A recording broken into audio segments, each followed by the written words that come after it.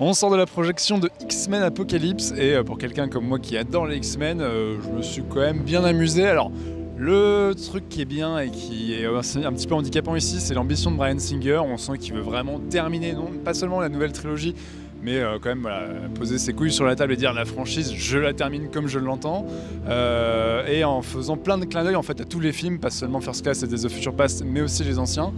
Et ça plus un méchant qui est pas terrible, hein, on peut le dire.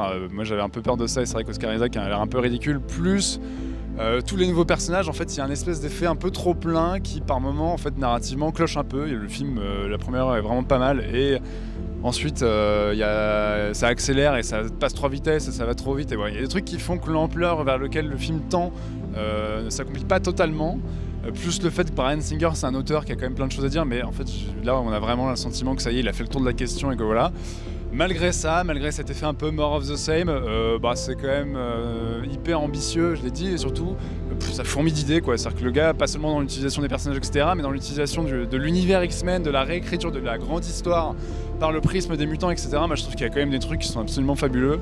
X-Men Apocalypse, le dernier film de la franchise X-Men, ou du moins la franchise telle que Bryan Singer l'a commencé il y a quelques années maintenant, qui boucle un peu toutes les boucles. Moi j'ai passé un très bon moment, j'ai un peu du mal à comprendre les critiques très très négatives et le bashing qu'on peut lire sur internet à droite à gauche concernant le film.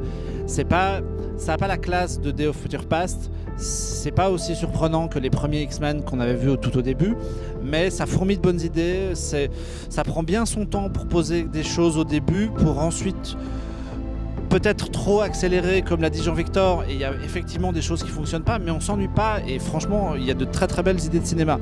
Moi j'ai un seul regret principal, c'est Apocalypse lui-même. Je trouve que voilà, le mec il a une ambition qui veut être montré, mais en fait finalement son plan est un petit peu à la con, il fait pas grand chose et tout ça est un peu dommage, mais voilà, c'est un très bon film de super-héros. Finalement cette saga elle se clôture de manière honorable. On aurait aimé un vrai feu d'artifice, d'autant que le personnage le permettait, mais on n'y arrive pas, mais c'est pas grave, on s'est bien amusé, on a passé 2h30 très agréables.